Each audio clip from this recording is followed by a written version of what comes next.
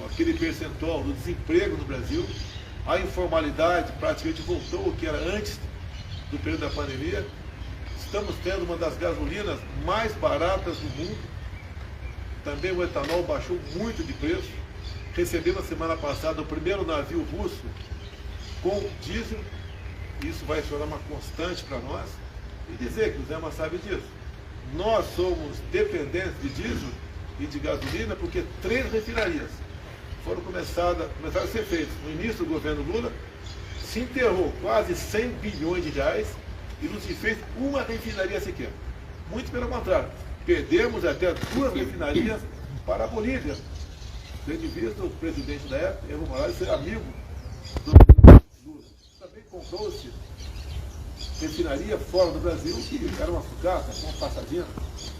Temos hoje servidores dos Correios que tem um desconto em seu contra-cheque de no mínimo R$500 até 2030 para pagar roubo do sistema do fundo de pensão deles, do postais. A mesma coisa na Caixa Econômica Federal. Então nós sabemos aqui, rapidamente, né, um breve retrato do que foi o estrago da administração do PT. E agora há pouco também, conversando com o governador na mesa ali, comparei os meus ministros com aqueles que viriam, né, numa hipotética e improvável reeleição do ex-presidente Lula.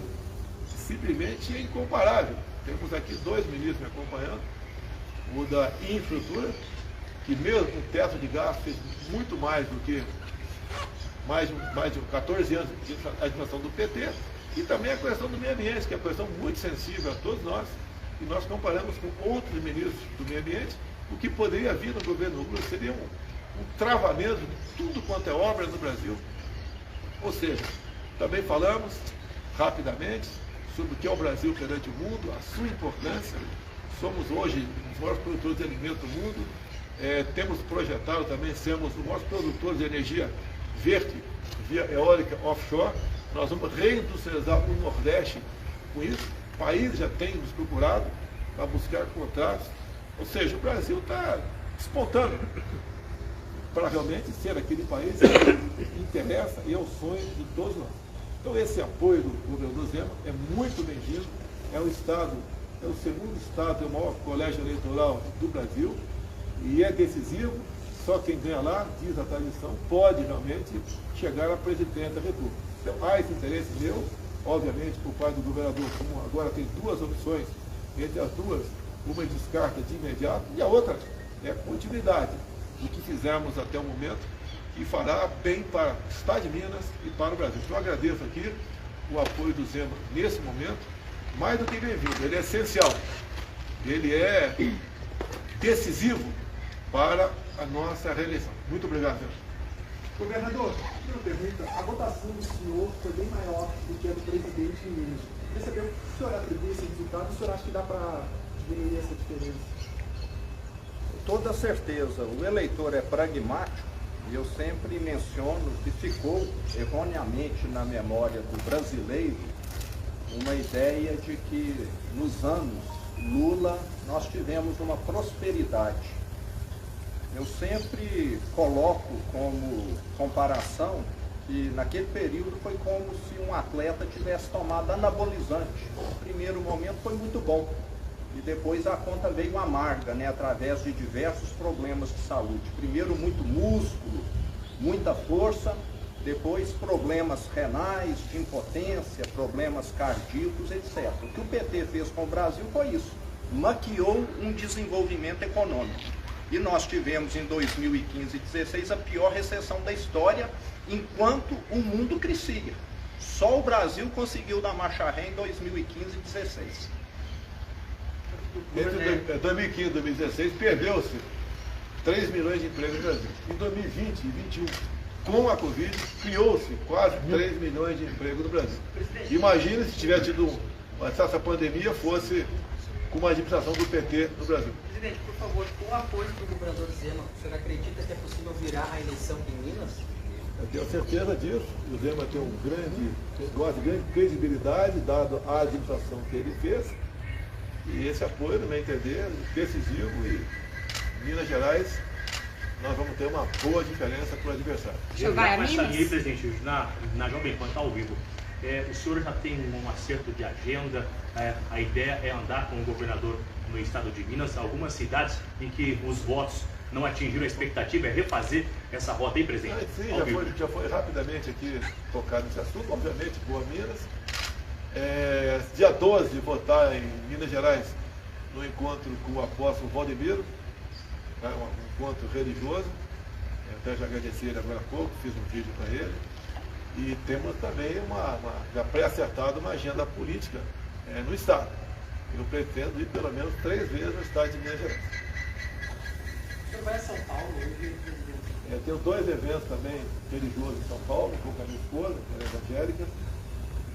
E temos uma outra atividade também que está faltando, a gente só a confirmação para participar da mesma. São 2 policiais militares que foram feridos. Uma situação cujos criminosos receberam recurso para executar essa ação criminosa, 2 policiais fardados, por ocasião do dia das eleições. Graças a Deus sobreviveram. E nós vamos inteirar melhor desse assunto. E se for possível, se assim as autoridades sanitárias permitirem, pretendo visitar esses policiais. Hoje o senhor recebe o governador Cláudio Castro também? O senhor pretende receber outros governadores eleitos, presidente, nos próximos dias? Eu conversei com o Cláudio Castro por telefone, está fechado o apoio dele. Conversei também com o Ronaldo Caiado de Goiás, devemos encontrar brevemente. Conversei também com o Ratinho Júnior do Paraná. E está, a princípio, está pré-acertada uma agenda que deve ser em Minas Gerais, com o Zema, para nós, discutirmos mais sobre o futuro de cada ente da federação. Mas a agenda com o Cláudio Castro é hoje, presidente? Tem expectativa de aumentar para atender as mulheres no final do ano? Algo assim? A questão das mulheres é uma narrativa contra a gente. Você pega, por exemplo, 420 mil títulos da reforma agrária, 80% foram para as mulheres. O Auxílio Brasil, nós priorizamos as mulheres, de 21 milhões de famílias, quase 17 milhões são mulheres. A nossa presidência da República, depois de 40% daquele espaço lá, que são centenas de pessoas, são mulheres. Uma das ministras mais importantes nossa, da Agricultura, Tereza Cristina, mulher. A Damares também. A nossa da articulação política, até se licenciar, era a Flávia Arruda aqui do DF. Então nós temos uma atenção muito especial para com as mulheres. Se você vê os índices de feminicídio no Brasil, o percentual baixou. Então as mulheres sempre estiveram na nossa meta. Criamos, sancionamos ou criamos em torno de 70 legislações de interesse delas. Acredito que a mais importante, logicamente pode haver divergência, uma das mais importantes, nós modificamos a lei sobre laqueadura. Antigamente a mulher tinha que ter 25 anos para fazer a laqueadura, agora pode fazer, se quiser, com 21 anos. Também tinha que ter autorização do marido, agora está dispensada essa autorização do marido. E também, no passado, ela não podia fazer a laqueadura imediatamente após o parto, tinha que esperar no mínimo 6 meses. Agora pode fazer durante o parto. Talvez essa seja uma das legislações mais importantes para as mulheres. E eu digo para vocês, os números de violência contra a mulher têm diminuído. Outro dia, no evento na presidência, eu falei que o nosso governo foi o governo que mais prendeu machões pelo Brasil, com operações patrocinadas, coordenadas pelo ministro antes da Justiça, com a respectiva Secretaria de 27 da Federação, fizemos operações nesse sentido. Por isso, tem diminuído a violência contra a mulher. Mas vai haver o 13º conselho? Já está acertado só para as mulheres uns 17 milhões a partir do ano que vem. E dizer mais, o Auxílio Brasil de R$600 está garantido para todo o nosso governo. Isso é acertado com o Paulo Guedes. Recursos, já sabemos de onde virão. No momento está garantido 600 por lei e os do extra nós vamos manter esse valor a partir do ano que vem, já garantido, temos fonte para buscar esse recurso. O 13º não é esse ano agora, presidente? Não dá, até por esse ano eleitoral, você não pode tratar desse assunto agora, né? É proibido pela lei eleitoral. A partir do ano que vem, 13º para o Auxílio Brasil. E dizer uma coisa, além de ajudar as pessoas mais pobres, mais necessitadas, ajuda na receita de municípios e do próprio Estado. Eu ouso dizer que, em grande parte, o que ajudou a economia a não colapsar durante a pandemia foi o auxílio emergencial de R$600. E olha só, aquela senhora que tinha um filho e era a cabeça do casal, ganhou, por ocasião da pandemia, de auxílio emergencial, não 600, mas R$ 1.200. Então, nós sim atendemos as mulheres, não com discurso ou palavras bonitas, né, mas com realizações e com ações. Em relação ao apoio aí, presidente, do apoio de hoje, se o senhor tivesse recebido no início, o senhor acha que evitaria um Sim, segundo turno? nós conversamos antes, o passado é passado. Eu tive um candidato lá em Minas, não fiz uma campanha massiva para ele, até porque tinha uma simpatia com ele, eu falei com ele sobre isso, e a intenção dele vir candidato era me ajudar em pontos mais isolados por Minas Gerais. As minhas lives todas, eu falava do meu candidato, ele falava que o Zema fez um bom governo em Minas Gerais. Não houve nenhum atrito entre nós. O senhor vai procurar apoio do candidato a Semi Neto na Bahia? Eu estou à disposição, a Assembleia vai começar comigo, estou à disposição. O João Roma veio candidato por lá, teve em torno de 10%. O candidato do PT quase ganhou no primeiro turno. E eu estou à disposição do ACM Neto. O senhor tem uma agenda agora também com o vice-presidente, né? Uma agenda de campanha? Mais uma cortesia do Mourão. Presidente, o senhor está procurando o apoio formal de alguns partidos, o União Brasil, o MDB, o Bloco Novo, algum outro? Isso aí, quem coordena isso é o meu filho Flávio, que está aí. A gente está vendo que os partidos que disputaram as eleições, alguns já estão se decidindo, né? Qualquer apoio é bem-vindo, estamos abertos a negociações, a conversa, como o Zema que tem, que é do Partido Novo, e vamos fazer a nossa política. A gente viu ontem houve uma reunião, presidente, numa morada com o ex-ministro da Infraestrutura, candidato ao governo de São Paulo. Qual foi essa reunião de ontem? O senhor pode adiantar? O Tarcísio foi um fato novo na política.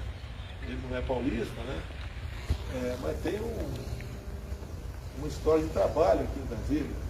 Ele é formado pela Academia das Negras, foi fez Instituto Militar de Engenharia, é concursado da Câmara, tinha 2 vagas aqui na Câmara, ficou 3 anos lá na Comissão de Viação e Transportes, teve no DENIT também, e quando assumiu a Infra comigo, ele foi uma pessoa que rapidamente mostrou seu valor. Apesar de termos teto de gasto, ele usou as verbas do seu município, do seu ministério, para bem atender o Brasil. Fomos em locais fazer obra com a ponte do Abunã, lá na região do Acre e Rondônia. Você elimina um gargalo, levava-se em média 3 horas para o carro passar por ali, e isso diminuiu bastante, e não tem uma grande densidade eleitoral no Acre e Rondônia, mas nós prestigiamos esse estado também. Então essas obras do Tarcísio, visando gargalos, quando a BR-163, lá no Pará, que 6 meses de chuva por ano, um caminhão transportando o grão levava em média uma semana para passar em 50 quilômetros. Ele esperou a hora certa, o momento certo de falta d'água, de falta de chuva, e junto com o Exército Brasileiro fez a obra em 6 meses. Então o Tarcísio é um homem que concluiu muitas obras pelo Brasil, em acordo com o Exército Brasileiro. O Exército, todos os batalhões de engenharia de construção estão a pleno vapor, andando por aí. Como em Minas Gerais agora também temos também obras patrocinadas pelo Exército Brasileiro. Ou seja, o órgão do diálogo conseguiu aprovar muita coisa dentro do Tribunal de Contas da União, junto ao Congresso Nacional, e o Brasil mostrou, né? Ele mostrou para o Brasil que ele é um grande gestor, o que ideal é para a função que ele está pleiteando em São Paulo. Presidente, você não teve uma reunião ontem de noite aqui no Alvorada, com vários ministros, o presidente Arthur Lira, o que foi discutido, foi estratégia? O Lira veio falar comigo, obviamente, um dos raros candidatos a deputado federal, que eu citei o nome dele nas minhas lives, porque é uma verdade, nos ajudou a aprovar o Auxílio Brasil de R$600 para 20 milhões de pessoas, e grande parte disso está no Nordeste. Então o Arthur Lira foi um grande defensor dos R$600 de Auxílio Brasil para o Nordeste. Ele foi o mais votado lá do estado de Alagoas. E, obviamente, o PL fez 99 parlamentares e a nossa base, vamos assim dizer, chega a metade do número de parlamentares. Então, está pavimentado, temos aí eleições para a Câmara sem grande sobressalto. Então, o Arthur Lira, um velho colega meu, ele também, na questão daquela PEC que tratou dos combustíveis, né? Ele foi um grande defensor dessas questões. Então, é verdade que hoje em dia você vê gasolina em muitos estados a R$4,50. Eu vi etanol em São Paulo a R$2,50. Quem podia imaginar isso daí? Então, o Arthur Lira é essa pessoa aliada do presidente e do Brasil. Presidente, então, O senhor, uma vez reeleito, o senhor vai apoiar a recondução do Arthur Lira à presidência da Câmara? Olha, eu dei toda a dica que sim. Tá? Dei toda a dica que sim. O senhor aguarda a sinalização de algum candidato que concorreu à presidência no primeiro turno, presidente? Olha, os que concorreram aí, de última hora, o padre Kelmo, né? É bem-vindo, apesar de ter tido uma votação bastante pequena. Ele é uma pessoa que mostrou que os cristãos têm que ser respeitados no Brasil e no mundo. Que uma grande participação dele no debate foi quando ele falou sobre o que vinha acontecendo na Nicarágua, onde padres estavam sendo presos, freiras expulsas, fechamento de canais de rádio e televisão católicos. E uma das últimas medidas lá do Ortega, que é amigo íntimo do Lula e cumprimentou o Lula agora para ter o segundo turno, ele proibiu a comemoração do Dia da Bíblia por parte dos evangélicos e proibiu os católicos de fazer a procissão. Então o padre Kelmo tem um valor simbólico muito grande, tá? Enorme no meu entender, e obviamente vou conversar com ele. E da terceira e do quarto colocado, presidente, Ciro e Tebet? Vocês terão apoio? Pelo que eu estou vendo aqui, o PDT está bastante inclinado a apoiar o Lula. E a Tebet pessoalmente, né? As informações que eu tenho. Eu acredito que o MDB não irá fechado para nenhum lugar, assim como até o PDT não será fechado para nenhum outro lugar. Então essas sinalizações são bem-vindas. Eles têm noção do que seria a continuidade do meu governo, o que seria o retorno do PT. Não é apenas o que o Zema falou aqui, o Zema deu um retrato de Minas Gerais, eu dei um retrato um pouco maior do Brasil. Seria uma catástrofe para nós aqui, o PT voltando, 14 anos de corrupção. A Petrobras, eu sempre falo, endividamento 900 bilhões de reais, o suficiente para fazer 60 vezes a transposição de São Francisco. O BNDES, próximo a 400 bilhões, Caixa Econômica 45 bilhões. Queremos isso de volta para o Brasil? O Brasil podia, se eu tivesse pego o Brasil em 2003, como ele pegou com as commodities lá em cima, economia praticamente acertada, e ele foi para distribuir cargos no governo troca de apoio, então loteou estatais, bancos oficiais e ministérios com partidos políticos que tinham outros interesses, né, em grande parte, não são todos, a não ser em fazer caixa para a campanha e se enriquecerem muitos deles. Então isso que aconteceu. O grande problema do Brasil é quando há uma mistura muito grande entre os poderes. Os poderes têm que ser harmônicos, independentes, se respeitar entre si. Alguma participação sim, até porque eu não tenho como, por exemplo, ocupar todos os cargos que tem se não tiver indicação de terceiro, e muitas indicações por parte do Legislativo são bem-vindas, outras nem tanto. E a gente faz o dever da triagem e toca o barco. Vocês não viram no meu governo troca de ministério por interesse político partidário. Hoje, nós, os partidos de centro, vivemos em harmonia. Aprovamos muita coisa, o marco do saneamento, reforma da Previdência, o novo marco das ferrovias, startups, lei da liberdade econômica, Auxílio Brasil de R$600 para 21 milhões de pessoas. E está indo bem o Brasil. E nós conseguimos ali buscar um ponto de equilíbrio e funcionarmos em harmonia. Em relação aos apoios da presidente em São Paulo, com esse atual governador, acabou não tendo resultado esperado, você vai tentar um apoio também? O Rodrigo Lula. Sim. Eu devo conversar, está previsto conversar com o Rodrigo hoje, mas é uma questão nacional, não é uma questão local. Local, ele trataria com o Tarcísio. Desconheço qualquer trabalho nesse sentido. Comigo, vou conversar com o Rodrigo Garcia. Você não vai encontrar ele pessoalmente? Está previsto pessoalmente, não bati martelo ainda, né? Seria no aeroporto lá esse encontro. Só que eu não poderia ir lá no governo dele, porque a minha agenda está muito apertada. Em São Paulo, tenho 2 eventos grandes religiosos, uma possível visita ao hospital.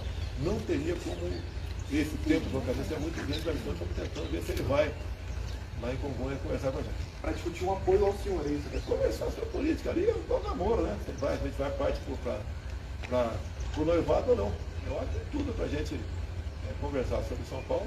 Eu acredito que naturalmente uma parte considerável do PSDB viria comigo em São Paulo e não vai apoiar o PT, até pelo histórico do Lula, pelo histórico do estrago que o Haddad fez em São Paulo também, o próprio prefeito da história da capital paulista, além de outras questões, né? O Haddad, enquanto ministro da Educação aqui, investiu em pautas contra os costumes, pautas contra a família. Aquela história do kit, né? Que agora a Justiça Eleitoral resolveu agora fazer censura para tudo, né? Faz para ele, quando a meu favor, eu não ganho nada. E eu tenho que fazer a live aí fora. Você sabe quanto gasto fazer uma live aqui, pessoal? Talvez alguns centavos de energia elétrica. Sabe quando eu saio daqui? Eu gasto alguns milhares de reais. Que são 8 carros blindados, uma ambulância, segurança, no mínimo 50 segurança. Então, para mim, tudo contra. Do outro lado, a favor. Bem, vai dar tudo certo, se Deus quiser. Acredito na redenção, acredito no povo brasileiro, acredito em Deus, acredito que o reconhecimento se fará presente cada vez mais nas urnas para o bem nosso e de vocês da imprensa também. Apesar de nós termos tido algum atrito, eu não tomei nenhuma medida para cercear a liberdade de vocês. Enquanto, por outro lado, Lula o tempo todo fala que vai democratizar, vocês sabem o que significa isso, a mídia, vai fazer certas censuras a vocês, vai fazer com que vocês percam a liberdade. E eu, apesar das críticas que eu sofro, grande parte injusta, né, eu prefiro uma imprensa trabalhando dessa forma do que em casa, ou não fazendo nada. Então aí já começa uma grande diferença entre nós. A palavra liberdade é uma palavra que é um abstrato aí, mas um homem ou uma mulher não vive sem liberdade. Eu costumo dizer, se você perde quase tudo de bens materiais da vida, por um motivo qualquer, você pode recuperar, se tiver liberdade para ir atrás e lutar pelos seus sonhos. Se você perder a liberdade, você vai ser um zumbi. Olha como vive o pobre do povo cubano, o pobre do povo venezuelano. Para onde está indo a nossa Argentina? Há poucas décadas tinha um PIB parecido com o do Brasil e hoje 40% da população vive na pobreza. Na proposta inicial do Lula para esse governo, ele falava em regular o agronegócio. Depois retirou. O que é regular o agronegócio? É taxar. Quanto o agronegócio é taxado no Brasil? É taxado em zero no Brasil. Na Argentina tem produto taxado em até 33%. Algo encarece o preço na prateleira de quem vai consumir, da população. Fica mais oneroso para o produtor exportar, ele acaba não investindo no agronegócio. A Argentina está fadada a ser uma Venezuela de verdade. Não, ok. Bom dia, senhores.